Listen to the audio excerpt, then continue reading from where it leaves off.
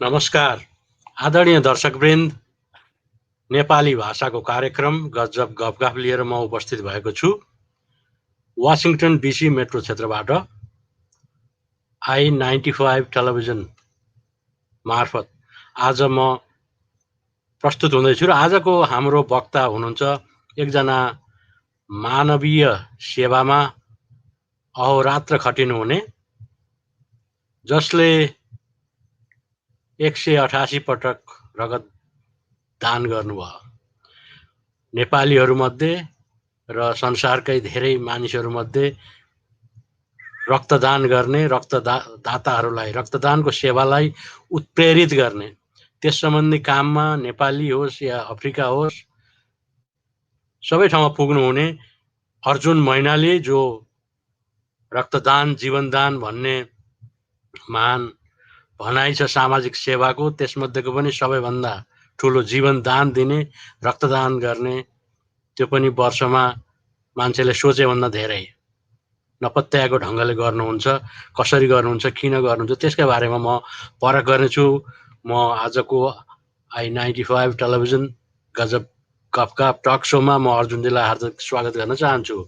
कस्तो हुनुहुन्छ अर्जुनजी? ठिक छ हजुर, एकदम राम्रो छ। एकदम न्युयोर्कमा अहिले चिसो छ होला? बिहान त धेरै चिसो थियो, अहिले बेलुका फेरि अलि न्यानो भएको छ। तपाईले चाहिँ 33 वर्षदेखि रक्तदान गर्नुभएको छ, गर्दै आउनु भएको छ र त्यस काममा लागिराख्नु भएको छ। अब यो रक्तदानको बारेमा नै हामी आज कुराकानी गर्नेछौँ, त्यसमै केन्द्रित रहनेछौँ। र तपाईले अहिलेसम्म रक्तदान कति पटक, कसरी, के गर्नुभयो, कहिलेदेखि गर्नुभयो, त्यसको पृष्ठभूमि अलिकति बताइदिनुहोस् न। हस् हजुर, मैले हिजो सहित गरेर 189 पटक भयो। यो भनेको 94 लिटर 500 मिलिलिटर हो। मेरो आफ्नै रगतले मात्रै 567 जनासम्मलाई बचाउन सहयोग हुन्छ। मैले कलेजमा पढ्दाखेरि 1985-86 तिर एउटा द ब्लड डोनर भन्ने एउटा पाठ थियो। त्यो पाठमा चाहिँ एकजना व्यक्तिले रगत दिएर धेरै मानिस बचाएको कथा रहेछ। त्यो कथाबाट म प्रभावित भएँ। मलाई पनि लाग्यो मेरो शरीरमा पनि केही रगतसम्म होला, न मैले पनि त्यसै गरी अरूलाई बचाउन सक्छु कि भन्ने मेरो मनमा लागिरहेको थियो। एक दिन म घुम्दै जाँदाखेरि विशाल बजारमा रक्तदान कार्यक्रम देखेँ। त्यो दिन चाहिँ 1987 अगस्त 20 को दिन थियो। एकछिन उभिएर हेरेँ, मलाई पहिला त्यो पढ्दाखेरिको पाठको याद आयो। मैले त्यही पहिलोपल्ट रक्तदान गरेँ। त्यस यता हिजोसम्म 189 भएको छ। मित्रहरू, दर्शकवृन्दहरू, यो रगत दिनु चाहिँ चान्चुने कुरा हुँदै होइन। एउटा अरूलाई बचाउन सकिन्छ भन्ने भावनाले मात्रै यो दिन सम्भव हुन्छ। कस्तो बेलामा चाहिँ रक्तदान गर्नुपर्ने हुन्छ भनेदेखि हाम्रो समुदायमा कोही व्यक्तिहरू बिरामी भएर अस्पताल पुगेका छन्, कसैको चाहिँ हातखुट्टा भाँचेको छ, अत्याधिक ब्लिडिङ भएको छ, प्रसुतिमा अत्याधिक रक्तस्राव भएको छ, कसैको सर्जरी गर्नुपर्ने छ, कसैको चाहिँ अङ्ग प्रत्यारोपण गर्नुपर्ने छ भने त्यस्तो अवस्थामा रगत चाहिन्छ। त्यो रगत चाहिँ स्वस्थ मान्छेको शरीरबाट मात्रै सम्भव हुन्छ। र यो कसरी चाहिँ संसारमा चाहिँ यसको सुरुवात भयो भनेर भन्नु होला भने 1626 मा विलियम हार्वे भन्ने वैज्ञानिकले मानव शरीरमा चाहिँ नसा र मुटुबाट रक्त सञ्चार हुँदो रहेछ भन्ने कुरा पत्ता लगाए। त्यस बेलादेखिकै डाक्टरहरूले कोही बिरामीहरूलाई, रक्त अल्पता भएका बिरामीलाई रगत दिनको लागि विभिन्न समयमा विभिन्न तरिकाले प्रयास गरिरहेका थिए। कहिले त यो भेडाबाट चाहिँ, भेडा साह्रै सोझो जातिको प्राणी हो, यो चाहिँ मानवलाई हानि हुँदैन होला भनेर भेडाको रगत निकालेर मान्छेलाई चाहिँ सञ्चार गर्न प्रयत्न गरे। कति डाक्टरले चाहिँ होइन, आमाको दुध नै चाहिँ यो नसाबाट दियो भने चाहिँ न यो बिरामी मान्छे बाँच्छ कि भन्न प्रयास गरे। कतिले गाईको दुध, यस्तो तरिकाले गरे। र पछि विभिन्न तरिकाहरू गर्दै जाँदाखेरि मानवको पनि रगतहरू रक्त सञ्चार गर्दै जाँदाखेरि 1618 मा डिसेम्बर 22 मा पहिलोपल्ट बेलायतका वैज्ञानिकले आफ्नो श्रीमानको रगत चाहिँ यो प्रसुति भएकी महिलाको, अत्याधिक रक्तस्राव भएको महिलालाई चाहिँ प्रथमपल्ट चाहिँ सञ्चार गरेका थिए।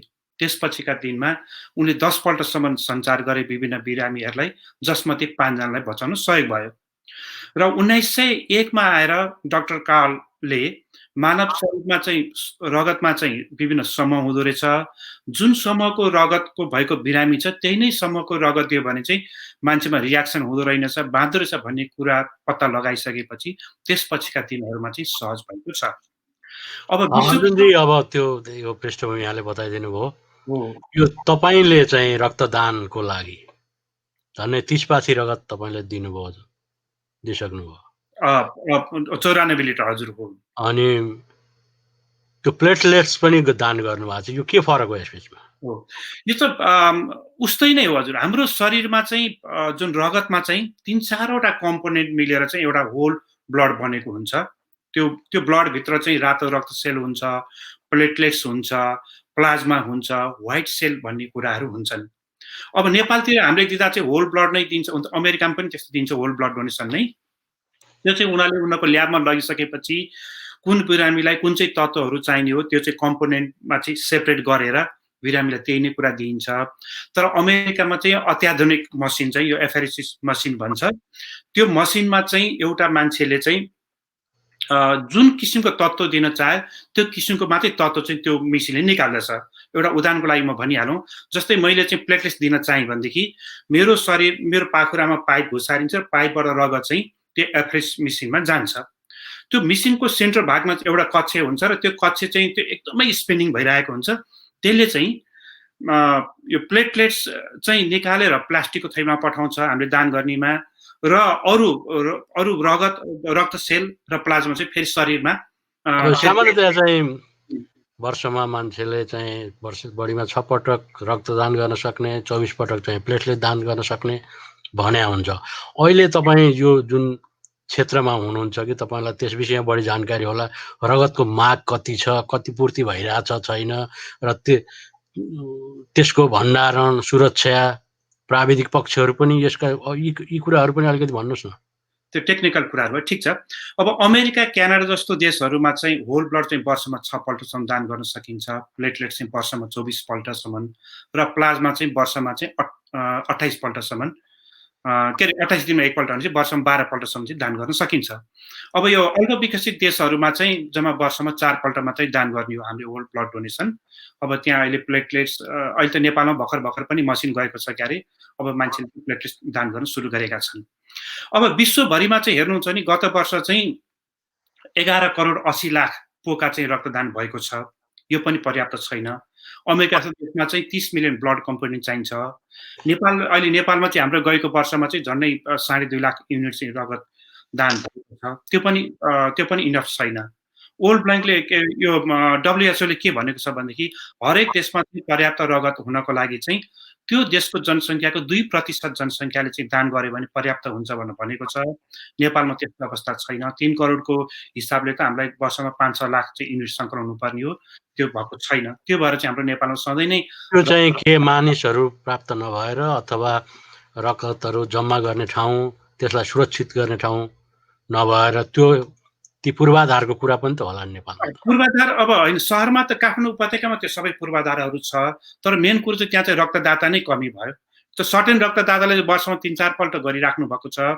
तर धेरैसो मान्छेलाई के छ भने रक्तदान जीवनदान हो, राम्रो काम भनेर सबैलाई थाहा छ, तर दिने बेलामा चाहिँ एकदम कमले दिन्छन्, त्यस्तो अवस्था छ।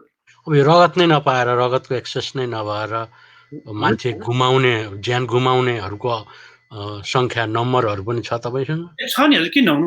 तपाईँ म एउटा उदाहरण दिउँ। गत वर्ष मात्रै बाजुरामा त 5 जना बिरामीहरूले त रगतै नपाएर अत्याधिक ब्लिडिङ भइकन मान्छेहरू मर्यो नि। त्यत्रो चाहिँ एउटा न्युजमै आयो। ग्लोबल के छ त्यसको ट्रेन्ड? नेपालमा के छ?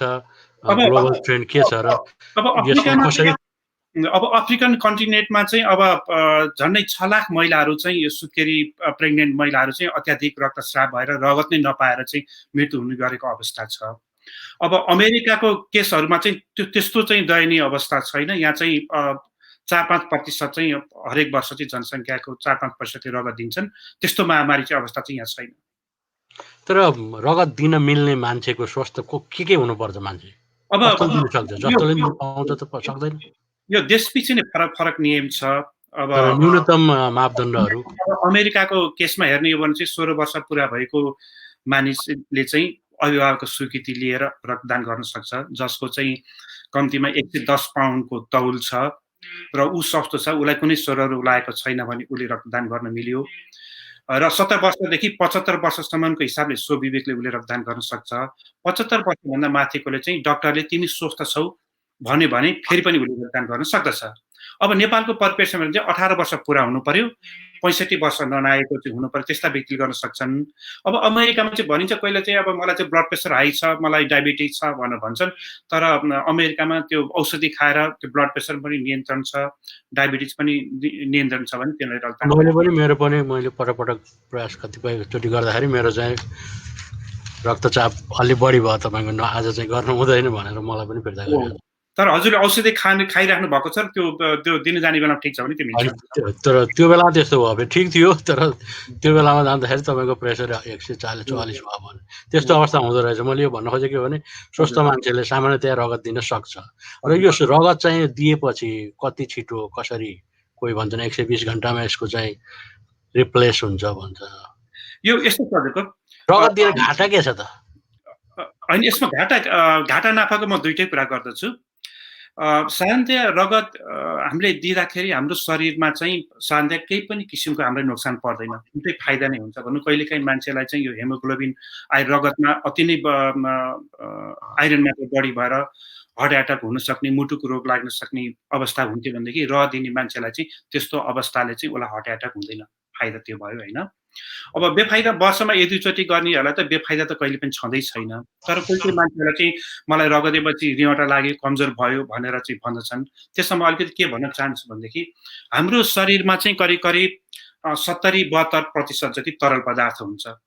गएको 24 घण्टामा हामीले चाहिँ प्रशस्त मात्रामा जुन अब मेरो शरीरको उचाइ र मोटाइको हिसाबले हेर्ने भने मलाई दिनमा चाहिँ 3500 मिलिलिटर चाहिँ तरल पदार्थ चाहिन्छ। यदि मैले विगत 24 घण्टामा त्यति परिमाणमा तरल पदार्थ अथवा पानी पिएको छैन भने भोलिपल्ट मेरो रगत दिन जाने बेलामा त्यो मेरो शरीरको परिमाण घटेर 50-60% आएको हुन्छ। भनेपछि त अब यसै पनि मेरो शरीरमा चाहिने भन्दा त तरल पदार्थ कम नै भयो। त्यस्तो अवस्थामा रक्तदान गर्दाखेरि स्वाट अर्को 500 मिलिमिटर रगत निकाल्दाखेरि त्यस्तो अवस्थामा मान्छेलाई रिउँटो लाए जस्तो हुने, विकनेस जस्तो भएको हुँदछ। त्यसले गर्दाखेरि जो मान्छेले रगत दिन गइरहेको छ उसले चाहिँ 24 घण्टाको पिरियडमा चाहिँ प्रशस्तसँग पानी पिएको, तरल पदार्थ पिएको हुनु पर्यो। तरल पदार्थ भन्नाले अल्कोहल जन्य कुराहरू होइन, खाना खाएर गएको हुनु पर्यो। त्यस्तो मान्छेलाई त्यो रिउँटो लाग्नेहरू कुराहरू हुँदै होइन। अब त्यो रगत दिन्छु भन्दा मात्रै पनि दिन पनि सकिँदैन कि, त्यो दिनुभन्दा अगाडि चाहिँ त्यो स्वास्थ्य परिचारिकाले चाहिँ उनको चाहिँ मिनी हेल्थ एक्जाम गर्छिन्, जस्तै ब्लड प्रेसर हेर्ने, त्यो उनको चाहिँ हेमोग्लोबिन कतिको छ, टेम्परेचर कतिको छ, पल्स कतिको छ। र त्यसमा यहाँ अमेरिकामा 22-23वटा किसिम के अरे 50-52वटा किसिमका चाहिँ प्रश्नहरू सोधिन्छ। त्यो मान्छेहरू चाहिँ को स्वस्थता छ कि छैन भन्ने चाहिँ त्यो प्रश्न उत्तरबाट पनि त्यहाँ मापन गरिन्छ र उसको मिनी हेल्थ एक्जामबाट पनि मापन गरिन्छ। त्यसबाट उसलाई स्वस्थ लागेको अवस्थामा उसको रगत निकालिन्छ र त्यो रगतलाई ल्याबमा लगेर फेरि अर्को 12-13 किसिमका रोगहरूका परीक्षण गरिन्छन्, 16 रोगहरूका। त्यसमा उसलाई ठिक छ, यो रगत स्वस्थ छ भन्ने भएपछि अनि त्यो रगतको पोकालाई चाहिँ red blood cell, platelets, plasma चाहिँ गरेर 3टा अलग-अलग ब्यागमा चाहिँ सेपरेट गरिन्छ र अस्पतालमा कुन चाहिँ किसिमको प्रोडक्टको माग आएको छ त्यो अनुसार अस्पतालमा पठाइन्छ अनि बिरामीहरूलाई ट्रान्सफ्युजन गरिन्छ। अब यो नेपालमा तपाईँले भन्नुभयो रक्त दान गर्दाखेरि यो चाहिँ ब्लड प्रेसर, उच्च रक्तचाप हुने मान्छेहरूलाई त फाइदै पनि रहेछ स्वास्थ्यका हिसाबमा पनि, उच्च आइरनको लागि हो, मानवीय सेवा पनि हुने भयो। यो अनुपातको कुरा गर्दाखेरि, जनसङ्ख्याको हिसाबको अनुपातको कुरा गर्दाखेरि नेपालका मान्छेहरू बढी स्वस्थ छन् कि अमेरिकाको मान्छे यो रगत दिने हकमा? अब त्यसको त मलाई त अब त्यसो त मलाई एक्ज्याक्टली डाटा चाहिँ मलाई थाहा छैन। हजुर तपाईँले भन्नुभयो नि, जस्तै अमेरिकामा कति प्रतिशतसम्म मान्छेहरू रगत दिन सक्ने होला या नेपालमा त्यो के होला? होइन, म हजुरलाई भनौँ, अब मैले झनै अब अमेरिकामा म आफै प्रत्यक्ष अप्रत्यक्ष संलग्न भएर करिब 76वटा रक्तदान कार्यक्रम भएका छन् होइन। ती रक्तदान कार्यक्रममा मानौँ हामीले 60 जना चाहिँ रगत दिएको ठाउँमा चाहिँ 80 जनाले दिन ट्राई गरेको थियो भने 20 जना जति मान्छे चाहिँ डिफल्ट भएका छन्। भनेपछि अब त्यो रेसियो कति हुन आयो? झनै 15-16% मान्छे चाहिँ डिफल्ट हुँदै रहेछन्। अब कतिपयको चाहिँ ब्लड प्रेसर स्वाटै हाई, कतिपयको चाहिँ अब त्यो पल्स हाई, कतिपयको हेमोग्लोबिन लो, चाहिँ त्यस्तो डिफल्ट भएको चाहिँ त्यस्तो केसहरू स्वास्थ्यको कारणले, जस्तै यहाँ अमेरिकामा मधुमेह अथवा उच्च रक्तचाप अथवा विभिन्न रोगहरूको चाहिँ यहाँ त थाहा हुन्छ, नेपालमा कतिपय त थाहै हुँदैन, पत्ता लागेको हुँदैन त। अब तपाईँले चाहिँ यो विभिन्न सङ्घ संस्थाहरूलाई विभिन्न कार्यक्रम गर्न उत्प्रेरित गर्नुहुन्छ कि रक्तदान गरौँ है भन्नुहुन्छ र मान्छेहरूको जन्मदिन आउँदाखेरि अहिले नसके अहिले गर्नुहोस् न, अर्को साल त पक्का गर्नुहोस् है। तपाईँलाई चाहिँ के हासिल भइरहेको छ? मलाई हेर्नुहोस्, मेरो अब अहिले मलाई अलिकति फड्को मार्यो जस्तो लाग्यो। मैले कुरामा त्योभन्दा अगाडि मैले धेरै कुराहरू बताउनु पर्ने कुराहरू छन्। जस्तै अब नेपालमा मैले 1987 रक्तदान गर्न सुरुवात गरेँ र म पटक म ब्लड ब्याङ्कमा म गएँ। रगत सम्बन्धी हाम्रो शरीरमा कसरी रगत बन्दो रहेछ, कसरी रगत मर्दो रहेछ भन्ने कुराहरू त्यहाँ गएर मैले सिक्न थालेँ, त्यहाँको अफिसरहरू सोध्न थालेँ। त्यसै क्रममा चाहिँ एक दिन चाहिँ एकजना व्यक्ति चाहिँ उहाँको श्रीमतीलाई 2 पोका रगत माग्न आउनुभयो र त्यतिखेर ब्लड ब्याङ्कमा रगत चाहिँ थिएन। ब्लड ब्याङ्कका पदाधिकारीहरूले तपाईँले अहिले श्रीमतीको लागि 1 पोका रगत दिनुहोस्, अर्को हामी चाहिँ व्यवस्था गरिदिन्छु भन्दाखेरि ती श्रीमान डराएर श्रीमतीलाई रगत दिएन। त्यस्तो अवस्था देखेपछि मलाई के लाग्यो भने मैले केही समय अलरेडी रगत दिइसकेको थिएँ, भएन, अब चाहिँ आम रूपमा चाहिँ मान्छेहरूलाई चाहिँ जनचेतना जगाउनु पर्यो भन्ने मलाई लाग्यो र मैले ब्लड ब्याङ्कसँग मिलेर काठमाडौँका चाहिँ धेरै जसो स्कुलहरू, हाई स्कुलहरू, सङ्घ संस्थाहरू, अफिसहरूमा गएर रक्तदान उत्प्रेरणा कार्यक्रमहरू गरेँ। नम्बर 1 त्यो भयो। नम्बर 2 चाहिँ म लियो क्लबमा चाहिँ जोइन भएर चाहिँ नेपाल अधिराज्य व्यापी नै यो लियो क्लबको मार्फतबाट चाहिँ रक्तदानलाई चाहिँ जनचेतना जगाउँ भनेर 1990 डिसेम्बर 5 रक्तदान गरेको 1 घण्टापछि साइक्लिङ चढेर नेपाल अधिराज्यका 31 दिनसम्म 2200 किलोमिटर चाहिँ साइक्लिङ गरेर, हेर मैले भर्खर रक्तदान गरेर म हिँडेको, त्यो बेला मेरो 16 पल्ट भइसकेको थियो, रगत दिएर पनि कमजोरी हुँदैन, तपाईहरु आम युवाहरू पनि कमसेकम वर्षमा एकचोटि रक्तदान गर्नुहोस् है भनेर चाहिँ मैले त्यो एउटा सन्देश दिन चाहिँ मैले प्रयास गरेँ। र त्यसपछि म रक्तदानै सम्बन्धी कुराहरू सिक्नको लागि विभिन्न अन्तर्राष्ट्रिय फोरमहरूमा भाग लिन गएँ। कलकत्ता, बम्बई, स्विजरल्यान्ड र म अमेरिका पनि आएँ। अमेरिका पनि रक्तदान सम्बन्धी कार्यक्रममा भाग लिन आएको। यहाँ आएपछि म नेपाल फर्किन यहीँ नै बसेँ। यहाँ बसे तापनि मैले व्यक्तिगत रूपमा चाहिँ रक्तदान कार्यक्रमहरू गर्दै गरेँ, आफूले रगत दिँदै गरेँ र 2009 चाहिँ गएर एउटा ब्लड डोनर्स अफ अमेरिका भन्ने एउटा स्थापना गरेँ, रगत दिने नेपालीहरूको बिचमा चाहिँ लाई समन्वय गरेर। र अमेरिकाको 14वटा राज्यहरूमा चाहिँ म आफै नै पुगेँ, नेपाली भएको ठाउँमा पुगेर रक्तदान गर्न उत्प्रेरणा गर्दै आफूले पनि रगत दिँदै गरेँ। यसरी अमेरिकामा व्यापक भइसकेपछि अन्तर्राष्ट्रिय अरू देशहरूमा पनि चाहिँ गर्नु पर्यो भनेर विश्वका अहिले चाहिँ 6वटा महादेशका 17वटा देशमा त म आफै नै पुगेर मैले रगत दिएको छु। त्यहाँका युवाहरूलाई, उनीहरूलाई रक्तदान गर्ने इन्करेज गरेको छु, संस्था बनाउनलाई इन्करेज गरेको छु। उदाहरणको लागि म 2014 को मार्च 10 मा बेलायतमा पुगेँ रक्तदान गर्नलाई। त्यहाँका 40 जना अरू मान्छेहरूसँगै मैले पनि रक्तदान गरेँ। त्यहाँका युवाहरू, ल मेरो तर्फबाट तपाईँलाई 1000 सहयोग छ, तपाईँहरू चाहिँ यहाँ एउटा चाहिँ नेपालीहरूको ब्लड डोनर संस्था बनाउनुहोस् भनेर दिएँ। त्यसरी चाहिँ मैले आफ्नो चाहिँ साधन स्रोत समय दिँदैखेरि स्थानीयदेखि राष्ट्रियदेखि अन्तर्राष्ट्रियमा चाहिँ मैले काम गर्दै गएँ। अहिले त विश्वभरि नै हेर्ने हो भने नेपालीहरूले करिब 13-14 हजार युनिट चाहिँ रगत दिइसकेका अवस्था छन्। अमेरिका मात्रै करिब 11,000 त अमेरिकामा त्यस्तो अवस्था छ हजुर अहिले। र अब यसको अलावा हामीले अमेरिकामा बसेर पनि नेपालमा चाहिँ रक्तदाताहरूलाई चाहिँ उत्प्रेरणा गर्नु पर्यो भनेर चाहिँ काठमाडौँ गएको 3 वर्ष अगाडि चाहिँ काठमाडौँ उपत्यकाका 70,000 विद्यार्थीहरूमा चाहिँ निबन्ध प्रतियोगिता गरेँ। मेरो आफ्नै खर्चमा 3,25,000 पैसा खर्च भयो होइन। त्यसमा चाहिँ प्रथम हुनेलाई चाहिँ भूतपूर्व उप प्रधानमन्त्रीको हातबाट 50,000 रुपियाँले चाहिँ उहाँलाई चाहिँ पुरस्कार र प्रशंसा पत्र प्रदान गरियो। अब मलाई एउटा के लाग्यो भने रगत दिने मान्छेलाई सम्मान गरौँ भने जस्तो पनि लाग्यो, जसले धेरै पल्ट रक्तदान गरेका छन्। मैले एउटा कार्यक्षेत्र छानी बनेपा, काभ्रेपलाञ्चोकको बनेपामा चाहिँ 50 पल्ट भन्दा बढी रक्तदान गर्ने 10 जना मान्छेहरूलाई चाहिँ 600 जनाहरूको चाहिँ जुलुस लगाएर त्यो उहाँहरूको पछाडि जुलुस, त्योभन्दा अगाडि चाहिँ एउटा ट्रकमा उहाँलाई राखेर फुलमालाले सजाएर पञ्चे बाजा बजाएर नगरपालिकामा गरेर एउटा सभाहालमा लगेर चाहिँ भूतपूर्व स्वास्थ्य मन्त्री र रेड क्रसका महामन्त्रीको हातबाट चाहिँ संयुक्त रूपमा चाहिँ उहाँलाई अनुरोध गरियो। अझ त्यति मात्र नभएर काठमाडौँका 3 जना रक्तदान अभियन्ताहरूलाई चाहिँ उपराष्ट्रपतिको हातबाट चाहिँ 50,000 रुपियाँ नगद पुरस्कार र प्रशंसा पत्र चाहिँ सम्मान गराए। यसरी विभिन्न ठाउँमा रक्तदान कार्यक्रम गर्नु भएको छ। यसबाट चाहिँ तपाईँ आफूको सन्तुष्टि र सम्मान। थ्याङ्क यू हजुर। रक्तदान उत्प्रेरणाहरू गराउँदै म आफैले पनि अरूलाई यति मैले रक्तदान मात्रै गर मात्रै भनेर होइन कि म आफैले प्रत्यक्ष रूपमा ल हेर है मैले रक्तदान गरेको छु, हरेकपल्ट रक्तदान गरेको चाहिँ मैले चाहिँ सामाजिक सञ्जालमा राख्दछु। रगतहरू कमजोरी हुँदैन, मैले यतिको पल्ट गरिसकेँ, तपाईले पनि कमसेकम वर्षमा एकपल्ट रक्तदान गर्नुहोस् है भनेर उहाँलाई सन्देश दिँदै हिँड्दै गरेको छु। अहिले त यस्तो कामहरू गर्दा गर्दा चाहिँ तपाईँको यो अमेरिकाको स्थानीय सरकारले चाहिँ तिमीले रक्तदानको बारेमा अति नै धेरै नै काम गर्यौ, त्यसबाट हामी प्रभावित भएर चाहिँ तिमीलाई चाहिँ एउटा यो डिसेम्बर 22 जुन अहिले मैले भनेको थिएँ 1818 को डिसेम्बर 22 मा पहिलोपल्ट रक्त सञ्चार गरेको मितिलाई आधार मानेर उनीहरूले चाहिँ old blood donor Arjun Mainali day भनेर चाहिँ हाम्रो टाउनले चाहिँ सेलिब्रेट गर्यो। त्यसपछि यहाँका चाहिँ त्यो एसेम्ब्लीम्यान, कङ्ग्रेसम्यानहरू र स्टेटका न्युयोर्क स्टेटको चाहिँ सेनेटरले उनीहरूले पनि चाहिँ यसलाई चाहिँ त्यसरी एउटा अनर गरे। सम्मान यहाँले पाउनुभयो, त्यो ठुलो कुरा थियो।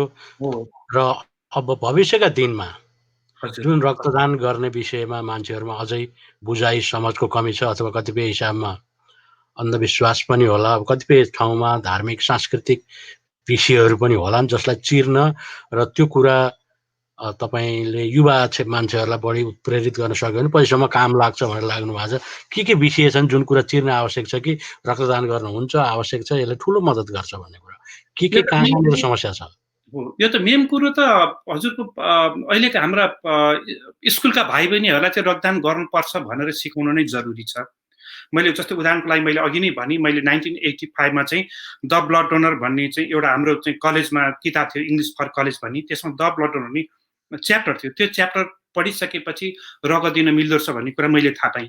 त्यस्तै अहिलेका भाइ बहिनीहरूले पनि थाहा पाउनु पनि पर्ने जरुरी छ। त्यसैले नेपालमा पाठ्य पुस्तकमा एउटा रक्तदान सम्बन्धी राख्नको लागि मैले प्रयास गरेको छु। एउटा कुरो त्यो भयो। दोस्रो कुरो चाहिँ म आफैले पनि मेरो यो 33 वर्षको अनुभवलाई समेटेर एउटा द गिफ्ट अफ लाइफ भनेर चाहिँ मैले निकालेको छु। त्यसको दोस्रो संस्करण पनि आइसक्यो र ब्लड डोनर्स एसोसिएसन नेपालले चाहिँ त्यो किताबलाई आधार मानेर एउटा विश्व रक्तदाता भनेर एउटा किताब निकालेको छ। त्यसमा 11 भाषामा चाहिँ छन्। एउटा 500 पेजको चाहिँ एउटा समरी गरे द गिफ्ट अफ लाइफलाई, त्यो समरीलाई चाहिँ विभिन्न 11वटा भाषामा अनुवाद गरेर अहिले नेपालका चाहिँ यो +2 का स्कुलहरूमा, नेपाल अधिराज्यका +2 स्कुलहरूमा उसले पठाइसकेको अवस्था छ कुरियर मार्फत होइन, यो जिल्ला विकास समिति, जिल्ला शिक्षा कार्यालय मार्फत। र नेपालका हरेक कलेज र युनिभर्सिटीका लाइब्रेरीमा पनि त्यो किताब चाहिँ पुर्याउने व्यवस्था गरेको छ। त्यो दोस्रो भयो। अनि नम्बर तेस्रोमा चाहिँ मेरो अबको अभियान भनेको यो रक्तदान उत्प्रेरणा गराउन निरन्तर नै रहनेछ। त्यसमा यो अब सामाजिक सञ्जाल कुराहरू भए, यो निबन्ध प्रतियोगिताहरू भए, यो चाहिँ यस्तो प्रकार चाहिँ मेरो रहि नै रहन्छ र म विश्वका कुना कुनामा पुगेर त्यहाँका युवाहरूलाई पनि मैले गराइरहेको छु, अझ पनि गरिरहन्छु। एउटा उदाहरणको लागि मैले यहाँलाई भनौँ, मैले रक्तदानलाई उत्प्रेरणा गर्ने भनेर म न्युयोर्कदेखि अस्ट्रेलियासम्म गएँ, सिडनीमा 22 घण्टाको चाहिँ मेरो हवाई यात्रा थियो। त्यहाँ पुगेँ, अर्को दिन रक्तदान गरेँ, त्यसको फेरि अर्को दिनमा फर्केर म आएँ। र एक दिन 2016 को जुन 25 मा चाहिँ म कार्यालयमा काम गरेर बसिरहेका थिएँ। मेसेन्जरले एउटा पेपर ल्याए। पेपरको फ्रन्ट पेजमा के लेखा रहेछ भनेदेखि राष्ट्रपतिले चाहिँ आफ्ना जनताहरूलाई चाहिँ मुसा किरा फटेर खाऊ भनेर लेखा रहेछ। त्यो मैले पढेँ। अफ्रिकाको मलावी भन्ने देशमा चाहिँ भुकमरी लागेर त्यो वर्ष त्यो चाहिँ भुकमरीको देश पनि घोषणा पनि गरिया रहेछ। राष्ट्रपति गाउँमा घुम्न जाँदाखेरि चाहिँ जनताले उनलाई कम्प्लेन गरिरहेका रहेछन्, राष्ट्रपति हामीले केही पनि खान पाएनौँ, हामी मर्ने भयौँ, खाने व्यवस्था गर भन्दाखेरि राष्ट्रपतिले जनता हो केही समय पर्ख, म खानेकुराको व्यवस्था गर्छु, म ओल्ड खाद्य अनुसन्धान सङ्गठनलाई म भन्छु, त्यो बेलासम्म तिमीले मुसा किरा फटेर खाऊ भनेर भन्या रहेछ। अनि त्यस्तो देखिसकेपछि मैले गुगलमा चाहिँ गएर हेरेँ त्यो अवस्था कस्तो रहेछ भनेर भन्दाखेरि हेर्नुहोस् तपाईँ, यहाँ त 10 लाख बिरामीहरू चाहिँ यो औलो, एड्स, यो रक्त अल्पता भएर बिरामी भएका त्यस्तो अवस्था रहेछ। सुत्केरी त 2/3 सुत्केरी मैले अहिले रगत नै नपाउने। त्यस्तो भए चाहिँ मलाई एउटा म रक्तदान उसमा अभियानमा लागेको मान्छे, मैले तिमीले गरेर कमसेकम एकपल्ट मात्रै रगत दिएर भए पनि एकजना मात्रै भएर बचाउने प्रयास गरौँ। त्यहाँका युवाहरूलाई चाहिँ धेरै रक्तदान कसरी गराउन सकिन्छ, आफूले जानेको कुराहरू सिकाउँ भन्ने लागेर तुरुन्तै मेरो तपाईँको इच्छा चाहिँ के छ? के गर्न पाए हुन्थ्यो? समाजले, साथीभाइले, सङ्घ संस्थाहरूले के गरिदिए हुन्थ्यो तपाईँलाई को अभियानलाई सजिलो बनाउन? के छ अभियान? मलाई त मेरो त एउटै मात्र चाहिँ यो छ कि सबै जति पनि सङ्घ संस्थाहरू छन् उनीहरूले कमसेकम वर्षमा एकचोटि रक्तदान गरिदिउन्। मेरा पनि मित्रहरू जति पनि हुनुहुन्छ उहाँहरूले आफ्नो चाहिँ जन्मदिनको अवसरमा पनि कमसेकम चाहिँ जन्मदिनको अवसरमा रक्तदान गरिदिनुहोस्।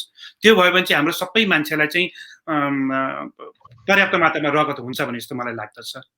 मेरो जुन तपाईँले चाहिँ आफ्नो समय ऊर्जा रकम पैसा खर्च गरिराख्नु भएको छ त्यो चाहिँ आर्थिक पाटो चाहिँ के हो त फेरि? आर्थिक पाटो त गाह्रो होला नि त। त्यो चाहिँ मलाई हेर्नुहोस्, अब पहिलो कुरो त मेरो मनदेखि नै आएको कामले हुँदाखेरि मैले यसमा लागेँ। मेरो अधिकांश त मैले हेर्नुहोस् मेरो 401बाट मैले चाहिँ लोन लिएर मैले गरेको छु। 2 पल्ट त मैले ढिकुटी खेलेँ। 52,000 त ढिकुटी गरेर मैले गरेको छु। मेरो कमाइको 80% चाहिँ मेरो यही रक्तदानमै जान्छ। 20% मात्रै मैले घरको लागि खर्च गरेको छु। यसरी छ। र मेरो एकपल्ट एउटा साथीले, अर्घाखाँचीको साथी हुनुहुन्छ विप्लव खनाल भन्ने, उहाँले तपाईँले यत्रो काम गर्नुभएको रहेछ भिनाजु, मलाई भिनाजु भन्नुहुन्छ। ल भिनाजु तपाईँलाई चाहिँ उहाँ मेरो सालोको साथी भएको हुँदाखेरि र तपाईँलाई चाहिँ मेरो तर्फबाट 2000 भनेर सहयोग गर्नुभयो। योचोटि अब सिकागोमा चाहिँ एउटा रक्तदान नेपालीहरूले कार्यक्रम राख्नु भएको रहेछ। त्यहाँ अहिलेसम्म उहाँले भन्नुभएको छैन, कहिले उहाँले चाहिँ मलाई राउन्ड ट्रिप टिकट पठाउनु भएको रहेछ न्युयोर्क टु सिकागोको लागि। त्यो बाहेक मेरो चाहिँ कसैले सहयोग गर्नुभएको छैन। मेरो सबै आफ्नै खर्चले गरेको छु। मेरो मनदेखि आएको हुँदाखेरि लागेको काममा चाहिँ मलाई अरूले सहयोग गर्नु पनि जरुरी पनि रहेन। आफैले गर्न सकिरहेको छु। यसमै मलाई खुसी लागेको छ। अर्जुनजी, तपाईँको चाहिँ जुन सामाजिक भावना र रक्तदानको अभियानलाई खुसीका साथ आफ्नै खर्चले र एउटा उत्प्रेरणा अर्कोलाई दिन लागिराख्नु भएको छ, त्यसको लागि चाहिँ र त्यो अभियान यहाँको जारी रहोस् र त्यसमा सफलता मिलिरहोस् र उहाँलाई सबैले सहयोग गरौँ। र यहाँले भने जस्तै कम्तीमा हरेक मान्छेले, संसारभरका मान्छे जो स्वस्थ र जवान छन्, उनीहरूले वर्षमा एकपटक, वर्ष जन्मदिनको दिन या कुनै टाइममा अथवा सङ्घ संस्थाहरूले पनि एउटा कार्यक्रम गरेर रगतको अभावको अवस्थाबाट कोही मृत्यु हुन नपरोस् र त्यो कठिन परिस्थितिको समयमा मान्छेलाई जीवन दिने जुन रगत दान गर्ने अभियानमा यहाँ लाग्नु भएको छ, त्यसमा हामी शुभकामना दिँदै म यो I-95 टेलिभिजनको तर्फबाट पनि म हार्दिक धन्यवाद दिन चाहन्छु र म आजको कार्यक्रमलाई चाहिँ बिट मार्न चाहन्छु र हाम्रो कार्यक्रममा आइदिनु भयो र यो कार्यक्रममा आफ्नो अनुभव भनाइ साट्नु भएकोमा म यहाँप्रति कृतज्ञ हुँदै यहाँको आगामी दिनहरू शुभ रहन्, यहाँको सुस्वास्थ्य रहोस् र यहाँको कृति र यहाँले गर्नुभएको राम्रो काम सुकृति चाहिँ फैलिरहोस्, यो शुभकामना दिँदै म आजको कार्यक्रमबाट बिट मार्न चाहन्छु। धन्यवाद। नमस्कार। नमस्कार।